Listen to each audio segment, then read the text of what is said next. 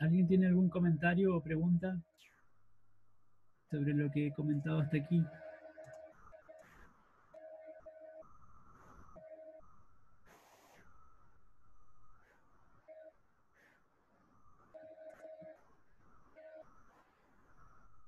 Bien, entonces, bueno, en general les decía, eh, el concepto de fuerza en nuestro uso cotidiano del lenguaje aparece a veces representando objetos, o otras veces es interpretada como si fuera un objeto, otras veces como si fuera una propiedad y otras veces como si fuera una relación.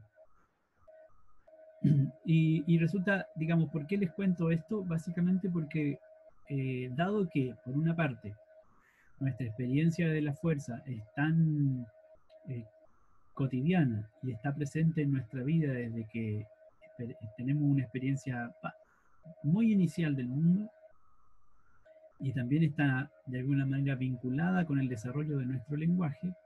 Entonces ocurre que cuando queremos hacer una descripción o una interpretación física, tenemos que descartar algunos de los usos que utilizamos en el lenguaje cotidiano. Y al intentar hacer eso, muchas veces se generan confusiones o resultan un obstáculo importante, lo que se conoce como un obstáculo epistemológico, especialmente para nuestros estudiantes, cuando queremos que interpreten físicamente el movimiento y la fuerza, y resulta que en esa interpretación se mezcla, se confunde muchas veces este uso cotidiano de la noción de fuerza.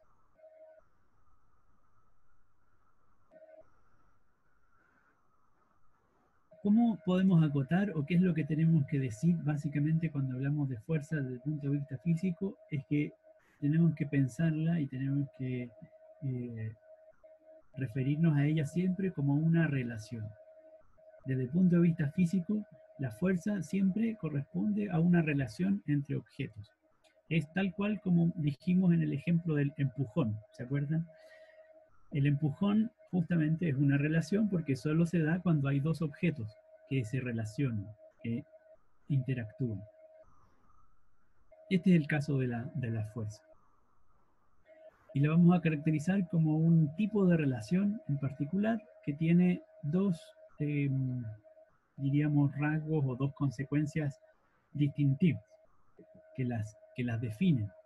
Por una parte, esta relación entre objetos cambia la forma de los objetos o puede cambiar la forma de los objetos.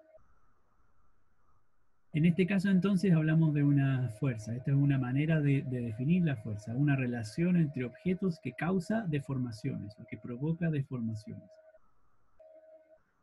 En este ejemplo hay una relación entre el sujeto que aprieta la lata de bebida vacía y la lata de bebida se deforma. Por supuesto hay dos objetos que están en relación, la mano o el personaje, la persona y la lata de bebida. Es interesante hacerse la pregunta de cuál objeto causa la deformación del otro, como en esta otra situación de clara deformación. También se trata de dos objetos, dos vehículos en este caso, que colisionan y ambos se deforman. ¿Podríamos decir que uno causa la deformación al otro o hay uno que causa la deformación? En el primer ejemplo era más claro, más nítido poder hacer esa identificación, porque podemos decir, bueno, claramente la persona cambia la forma de la lata de bebida. Sin embargo, en este otro caso, no hay un protagonismo claro de uno de los dos objetos. Y este es un rasgo general de la fuerza, como una relación entre objetos. Siempre ocurre de manera recíproca.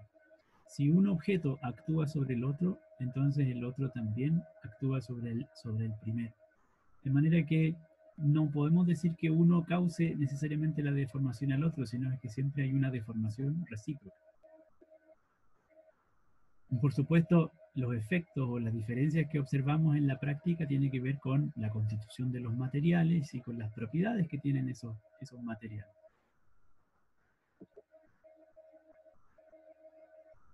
Eso, digamos, en otro código tiene que ver con la masa. Efectivamente, luego vamos a mencionar algo al respecto, pero una de las propiedades clave caracterizar los efectos de la deformación, o más bien los efectos que tiene una fuerza sobre los objetos, los efectos que tiene la fuerza en la relación entre objetos, es la masa de los objetos.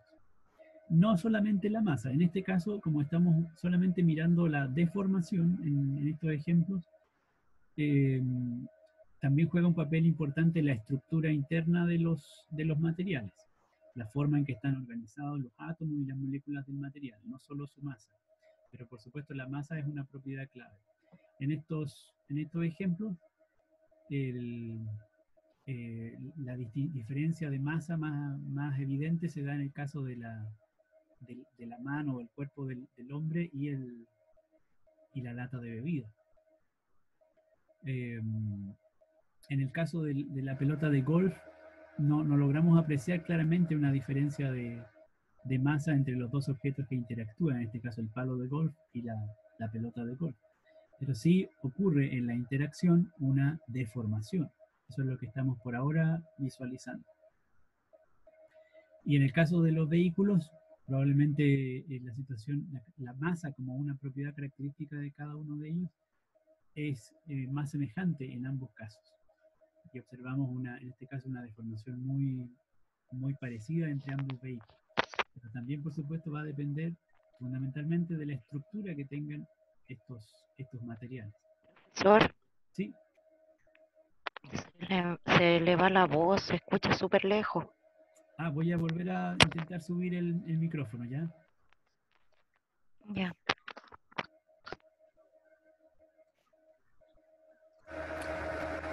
Ahí estoy subiendo, ustedes me dicen si le puse mucho. Hola. Mucho. ¿Le puse mucho? Mucho. Hola. Ahí sí. Ya. Ahí sí, profe. Ok, lo que pasa es que el sensor del computador va ajustando automáticamente el volumen. No sé qué criterio utiliza para eso. Ahí está Carolina, bien. Ahora, la fuerza es una relación que cambia la forma de los objetos, pero además tiene la capacidad de cambiar el estado de movimiento de los objetos. Así que dijimos, la fuerza tenemos que entenderla como una relación, fundamentalmente, una relación entre objetos, y que tiene dos formas de manifestarse, cambiando la forma de los objetos, deformándolos por una parte, y por otra parte, lo que decimos ahora, cambiando su estado de movimiento. Es decir, podemos repetir la idea de que causa cambios en el movimiento, por supuesto. Y como dijimos también, es una relación que resulta recíproca. De manera que cuando hablamos de cambio de movimiento, cuando un objeto actúa sobre el otro y le cambia su estado de movimiento, la relación también ocurre al revés. El segundo objeto cambia el estado de movimiento del primero. Este ejemplo de colisión de las dos bolitas es el más claro, ¿no? El estado de movimiento de la bolita que aparece desde la izquierda se modifica o cambia luego de la colisión y queda detenida, queda en reposo. Mientras que la bolita que estaba detenida en reposo al inicio, producto de la colisión, cambia a un estado de movimiento. Por lo tanto, estamos observando un caso de relación entre dos objetos en el cual podemos decir está actuando una fuerza. Algo semejante podríamos analizar en la caída del agua de esta cascada. En este caso, tendríamos que pensar en las moléculas de agua que se precipitan desde una cierta altura hasta el lecho del río. El cambio de movimiento puede ocurrir en términos de cambio de rapidez o puede ocurrir en términos de cambio de dirección del movimiento. Si vemos en este caso de las bolitas, es más evidente el cambio de rapidez. La bolita que estaba detenida aumenta su rapidez. La bolita que venía con una cierta rapidez queda detenida. Es decir, cambió la rapidez de los objetos. Pero la dirección en la cual ocurre la interacción es básicamente la misma, en una línea recta. En el caso del agua, que se viene moviendo por un río aproximadamente horizontal y que no podemos ver desde en esta imagen, pero presumimos que está ahí, ¿cierto? Las moléculas de agua se mueven horizontalmente en el lecho del río y cuando alcanzan el borde del precipicio, entonces ahora las moléculas, en vez de moverse horizontalmente, se mueven verticalmente. Es decir, cambió la dirección del movimiento. Y ese cambio de dirección justamente corresponde a un cambio en el estado de movimiento. Ocurre, o podemos decir que ocurre, debido a la presencia de una fuerza. ¿Alguien comentó algo, parece?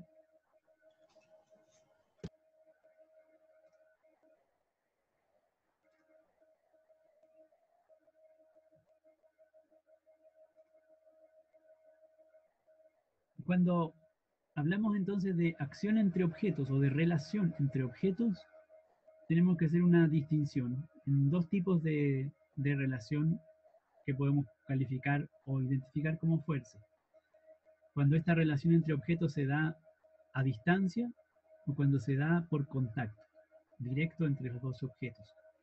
En estos modelos, en estos ejemplos, lo que tenemos justamente son casos de acción o de relación entre objetos a distancia, como en el ejemplo paradigmático de los movimientos planetarios, donde la relación entre objetos corresponde a una relación de atracción entre el Sol y los planetas, o entre el planeta y sus lunas, es lo que vamos a llamar atracción gravitacional, que justamente es una fuerza. Y también tenemos el caso en el otro extremo, el caso del niño que sostiene los libros directamente en contacto con sus manos o con sus brazos. Estamos en presencia de una relación entre dos objetos, que podemos calificar también como una fuerza.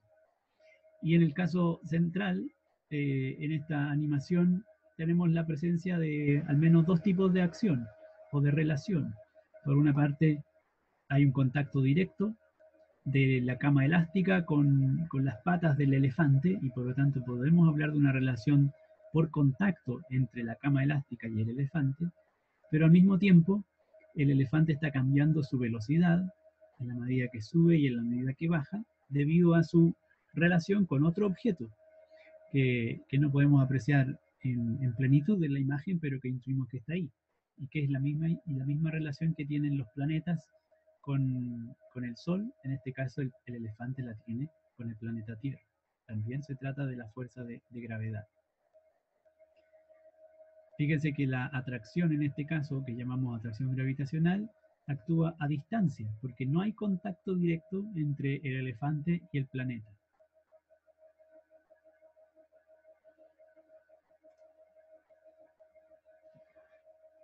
Ahora, cuando apretamos o cuando deformamos objetos, podemos reconocer algunos efectos distintivos.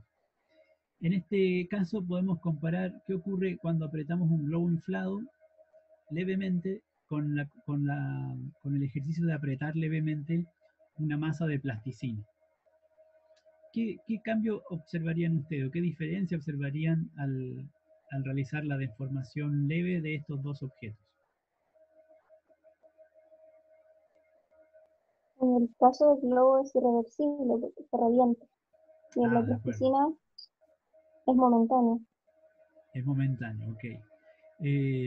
Pero supongamos que levemente implica que el globo no explota.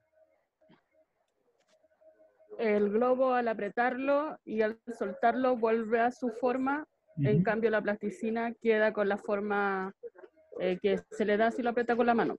De acuerdo, de acuerdo. Bueno, efectivamente, si descartamos el caso de que el globo se revienta y entonces aplicamos una fuerza, es decir, apretamos levemente al globo y apretamos levemente la plasticina, la diferencia sustantiva entre ambos es que el globo puede retornar a su forma original si es que lo soltamos, mientras que la plasticina no puede volver a su forma original, queda deformada después de apretar.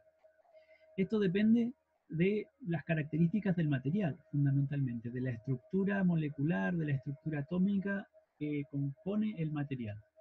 Por eso les decía antes que no solamente la masa es la propiedad que define o que determina el tipo de efecto que ocurre sobre los objetos cuando se relacionan mediante fuerzas.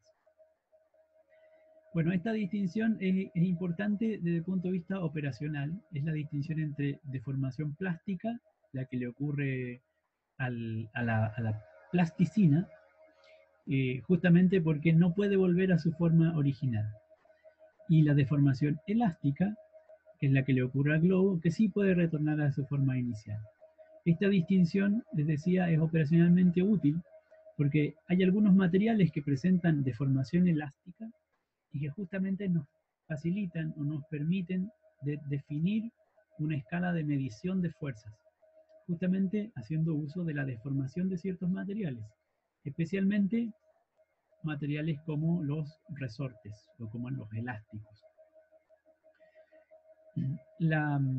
Justamente la gracia de los resortes es que uno puede aplicar fuerza sobre ellos, o pueden interactuar o pueden relacionarse con otros objetos, y entonces ocurre una deformación, como en esta pequeña animación. Y mientras mayor es la deformación, podemos decir mayor es la fuerza que está actuando que se está relacionando con el resorte. De manera que la elongación o la magnitud de la deformación es una medida de la magnitud de la fuerza que está presente, que está actuando sobre el objeto. Y eso lo podemos comparar fácilmente con el ejercicio de estirar un elástico. Cuando estiramos un elástico una pequeña distancia, entonces aplicamos una fuerza menor que si estiramos el elástico por una distancia mayor y aplicamos una fuerza también mayor. Eso quiere decir entonces que esta relación entre objetos, que en este caso es un objeto que se deforma elásticamente y otro objeto, como la fuerza que aplicamos con el brazo, nos permite justamente un sistema de medida de la magnitud de las fuerzas. De ahí que establecemos una unidad de medición que conocemos como Newton y que corresponde, lo vamos a ver luego, aproximadamente al peso de 100 gramos de masa. Si es que colgamos aquí en este resorte 100 gramos de masa, entonces regulamos nuestra escala de medida para que indique 1 newton. Ese es el equivalente. El instrumento que utilizamos para medir fuerza es lo que conocemos como dinamómetro y no es otra cosa que justamente un dispositivo que tiene un resorte que se estira y se contrae. Es la típica báscula que uno encuentra en las ferias, por ejemplo, para medir el peso de los productos, de las frutas o de las verduras. Estamos en presencia de un dinamómetro. Bueno, ahora volviendo al análisis de la relación entre objetos. ¿Qué objetos podemos decir que se relacionan en esta situación? ¿Cómo ustedes identificarían objetos en este caso?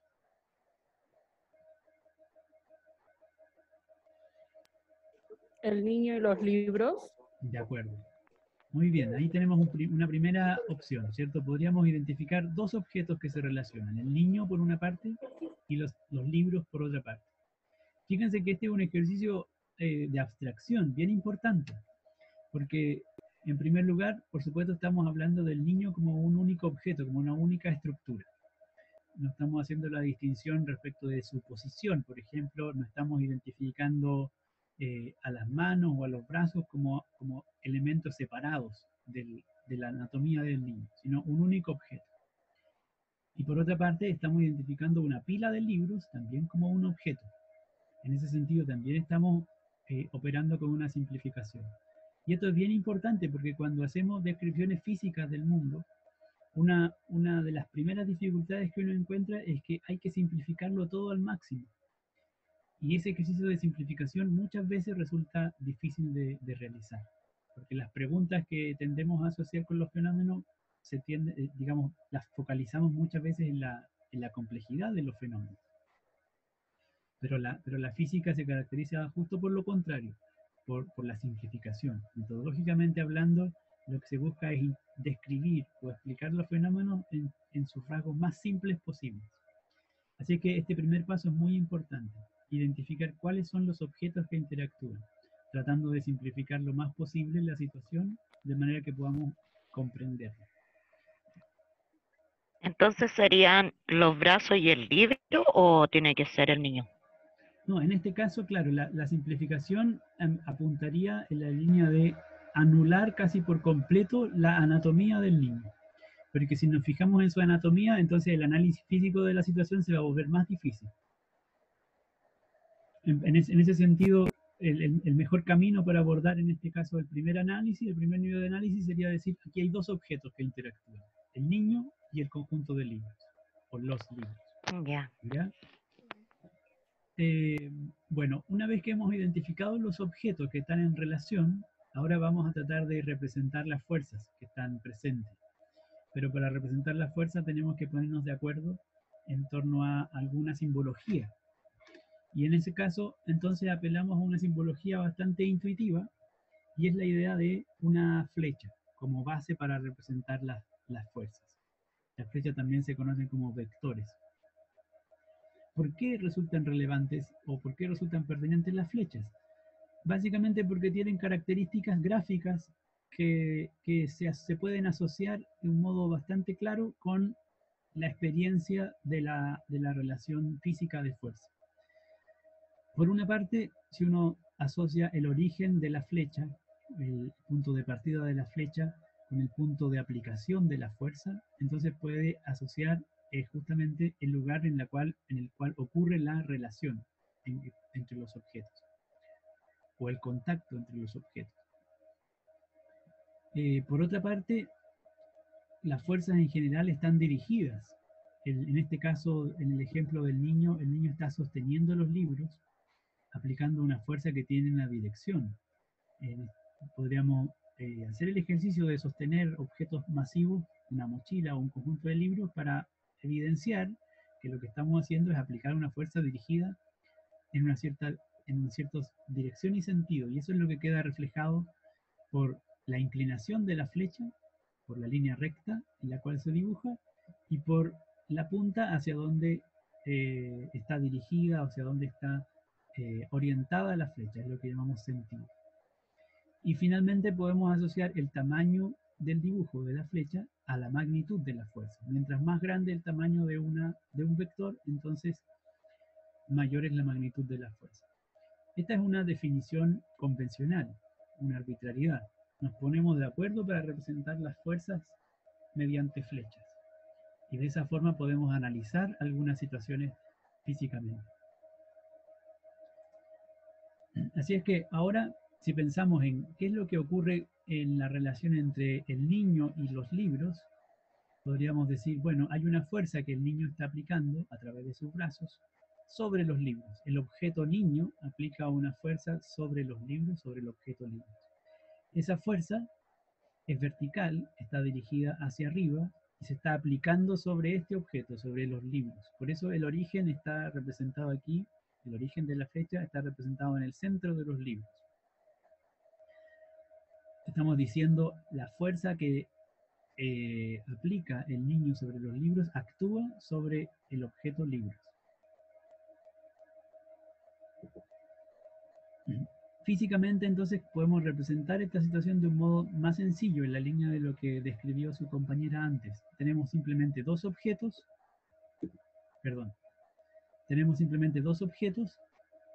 y a estos objetos les vamos a asociar una fuerza.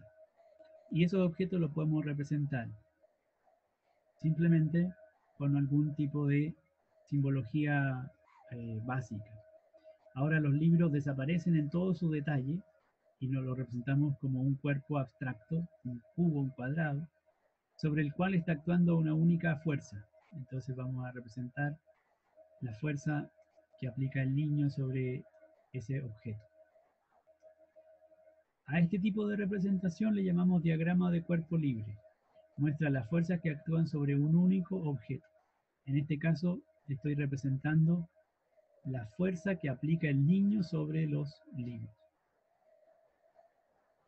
En este sentido les decía, bueno, el primer paso y una de las características fundamentales de la descripción física es que simplifica lo más posible el fenómeno.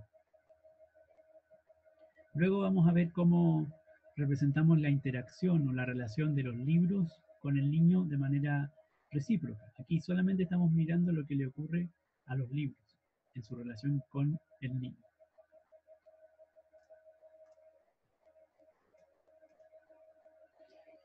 Vamos a mencionar y caracterizar algunos tipos de fuerza que están presentes en nuestra vida cotidiana. Distinguimos dos tipos de fuerza, ¿cierto? Fuerza que actúan por contacto directo entre los objetos y otras que actúan a distancia.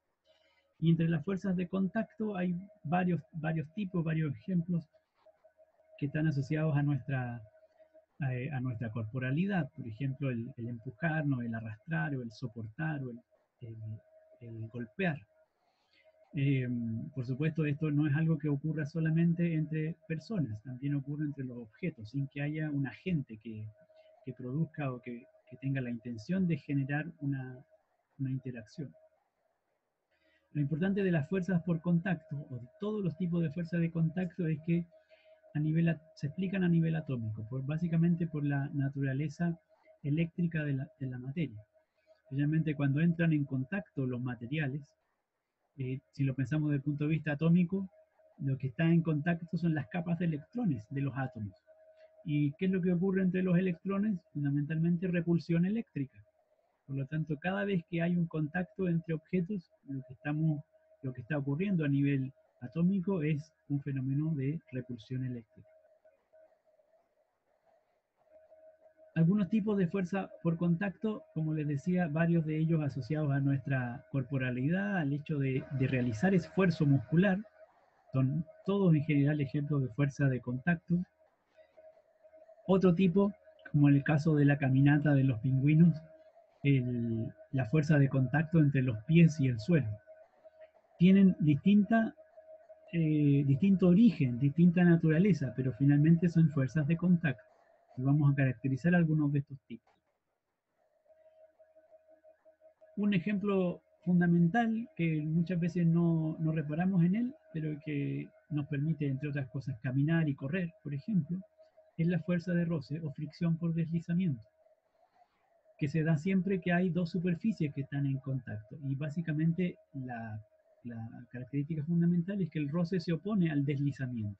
Siempre que dos superficies están en contacto y deslizan una sobre la otra, la fuerza de roce se opone al deslizamiento. El origen de esta fricción está dado por la irregularidad de las capas atómicas de las superficies que están en contacto. Dado que las capas de átomos no son completamente planas o lisas o depuradas, sino que hay deformaciones, entonces estas capas atómicas se entrelazan unas con otras. Se provoca o aparece este fenómeno de la fricción. Por supuesto, mientras menos fricción, entonces más fácil el deslizamiento.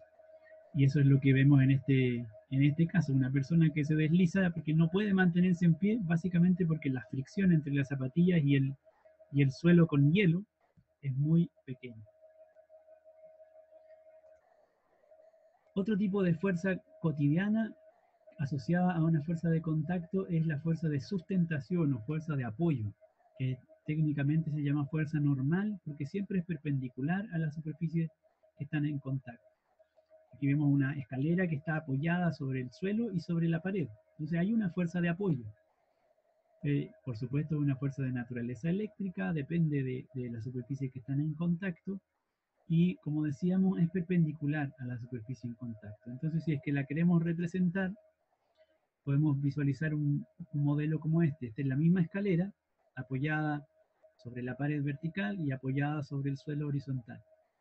El apoyo de la escalera sobre el suelo implica una fuerza normal sobre la escalera que actúa verticalmente hacia arriba, porque es perpendicular a la superficie de contacto. Y el apoyo de la escalera contra la pared implica que hay una fuerza perpendicular a la pared que está actuando sobre la escalera. Las dos fuerzas que están aquí representadas con flechas rojas son fuerzas que están actuando sobre la escalera. Y se deben básicamente a que la escalera está apoyada sobre otro material. Está soportada o está sustentada por el otro material. En estos ejemplos, entonces, podríamos hacer una representación simplificada de la fuerza normal. Vamos a pensar en un análisis sencillo de este florero con las flores y el agua. Si hacemos una simplificación, entonces vamos a decir, bueno, aquí hay un único objeto, el florero. En toda su complejidad lo vamos a reducir al mínimo. Vamos a pensar en un único objeto compuesto por todos estos elementos, el cristal, el agua, las flores, los tallos, etc. Sobre este objeto actúa una fuerza de soporte o de sustentación que está dada por el contacto con la mesa. La mesa está soportando, está sosteniendo al florero. Aquí hay una fuerza normal, perpendicular. Entonces esa fuerza la representamos justamente como una flecha, en este caso vertical hacia arriba, porque es perpendicular a las superficies de contacto. La superficie de contacto es horizontal, la fuerza es vertical hacia arriba. En este ejemplo, la esfera está probablemente resbalando, rodando por este plano inclinado. Sin embargo, la esfera está apoyada sobre el plano inclinado, por lo tanto aquí hay una fuerza de sustentación. Esta fuerza de soporte o de apoyo implica una fuerza normal, y esa fuerza es normal en el sentido de que es perpendicular a la superficie de apoyo.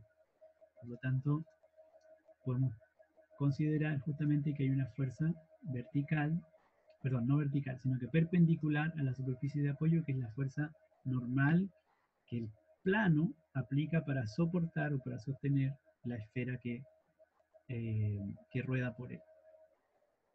Por supuesto, esta fuerza va a estar presente en todo el movimiento de la esfera. Aquí la estamos representando solamente en este instante en el cual le tomamos la foto. Pero si la esfera estuviera ubicada más arriba, también estaría siendo soportada por la misma fuerza normal que aplica el contacto con el plano inclinado.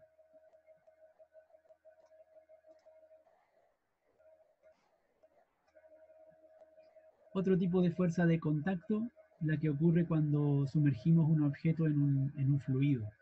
Es lo que llamamos fuerza de empuje o fuerza de flotación, la que permite justamente la flotación de un barco. Básicamente se origina por el contacto directo entre el fluido y la superficie que está sumergida del objeto. Las moléculas de agua están presionando, están empujando al objeto en distintas direcciones, pero cuando todas ellas actúan en conjunto, entonces si sumamos esa acción, obtenemos una fuerza de empuje o de flotación. Y esa fuerza de empuje o de flotación siempre es una fuerza que está dirigida verticalmente hacia arriba. Es la fuerza que permite mantener, en este caso, al barco a flote en el agua, o a cualquier otro objeto que se encuentre en el agua.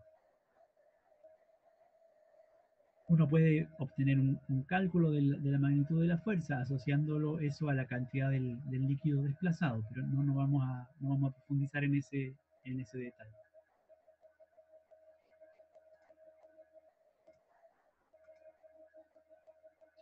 Por último, otra fuerza de contacto semejante a la anterior, pero que no es exactamente lo mismo. Fíjense que aquí estamos ante un objeto que está en un fluido y está, digamos, siendo soportado o sostenido por el fluido. Hablamos de flotación. En este caso, el objeto también está en un fluido, pero el objeto se desplaza en el fluido. Está en este caso moviéndose hacia abajo. En ese caso aparece una fuerza viscosa o de resistencia al movimiento, que es análogo a la fricción que habíamos visto antes, pero la fricción es superficies en contacto. Aquí estábamos hablando de resistencia al movimiento dentro de un fluido. Así es que le llamamos fuerza viscosa. Por supuesto, aquí depende del tipo de fluido del que se trate, cuán viscoso va a ser su comportamiento. Vemos en el ejemplo 3 líquidos distintos que tienen distinto tipo de viscosidad. Hay una fuerza que en este caso está actuando, oponiéndose al movimiento. Me quedaba por mencionar un último tipo de fuerza de contacto, que es la fuerza de tensión, que es el caso de las fuerzas que se transmiten básicamente a través de objetos que son fundamentalmente alargados, que tienen una dimensión preferente, como el caso de una cuerda, un cable, una cadena o un cordón. En este caso tenemos dos objetos en el extremo que aplican fuerza sobre la cuerda, y entonces la cuerda se transmite, perdón, la cuerda transmite la acción de la fuerza. Vamos a pensar en este ejemplo que desde la derecha hay una fuerza actuando sobre la cuerda en esa dirección y desde la izquierda hay otra fuerza actuando en la dirección opuesta. Entonces estas fuerzas se transmiten a través de la cuerda, es lo que llamamos una fuerza de tensión, la fuerza que es transmitida a través de este medio. En el caso del cable vertical en el cual cuelgan estos objetos, también tenemos una tensión, producto de que hay una fuerza dirigida hacia abajo, ejercida por los objetos que están en este lugar, y otra fuerza de soporte que está haciendo la acción en el sentido inverso, debido a la resistencia que ejerce seguramente el techo del lugar.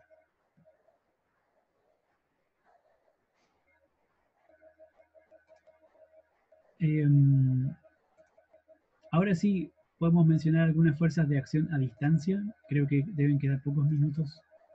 Si me pueden avisar, por favor. Quedan 3 minutos con 30. Ya, gracias. Entonces vamos a alcanzar a mencionar estas tres fuerzas de acción a distancia.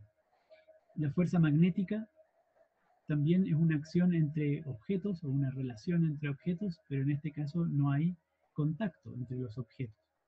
Es una fuerza que está asociada fundamentalmente a las propiedades magnéticas o ferromagnéticas de los materiales. Y algunos materiales que tienen esta cualidad, la capacidad de interactuar o de relacionarse magnéticamente a distancia. La fuerza magnética puede ser atractiva o puede ser repulsiva. En este caso vemos un ejemplo de repulsión magnética. Se tienden a separarse los objetos producto de esta relación. Profe, Sí, ¿estos son imanes o? sí, estos ejemplos que tenemos en la animación, en la fotografía, es un grupo de imanes. Y justamente la fuerza magnética es aquello que caracteriza, digamos, las sustancias que tienen, o los materiales que tienen capacidad magnética son los imanes, efectivamente. Ahora, hay algunos materiales que pueden magnetizarse, pueden adquirir la propiedad magnética. Por eso decimos que la fuerza magnética depende fundamentalmente de la naturaleza del material. Semejante a la fuerza magnética, pero ya sabemos que de naturaleza ligeramente distinta es la fuerza eléctrica, que también puede ser atractiva o repulsiva y que corresponde también a una interacción o una acción a distancia, producto fundamentalmente del desbalance o del desequilibrio de cargas eléctricas. En el caso de la fuerza magnética no juega un rol la carga eléctrica, sino que el origen de la fuerza magnética se encuentra a nivel de núcleos atómicos, o a nivel de estructuras atómicas más elementales. Y finalmente, la fuerza de atracción a distancia probablemente más cotidiana y que está presente en un montón de fenómenos, es lo que conocemos como fuerza de gravedad, que en este caso, a diferencia de las dos anteriores, siempre es solamente atractiva, una fuerza de atracción que es recíproca entre objetos que tienen masa. Cuando tenemos objetos que tienen masa, es decir, entre cualquier tipo de objeto, ocurre atracción gravitacional o fuerza de atracción gravitacional. Es, por cierto, una acción a distancia. Y se considera... Profe, queda menos de un minuto. Ya, muchas gracias. Y se considera una de las fuerzas fundamentales de la naturaleza, así como la fuerza eléctrica. Bueno, nos quedan un par de diapositivas y con eso vamos a cerrar, así que nos vamos a conectar por última vez apenas se acaben estos segundos, ¿ya?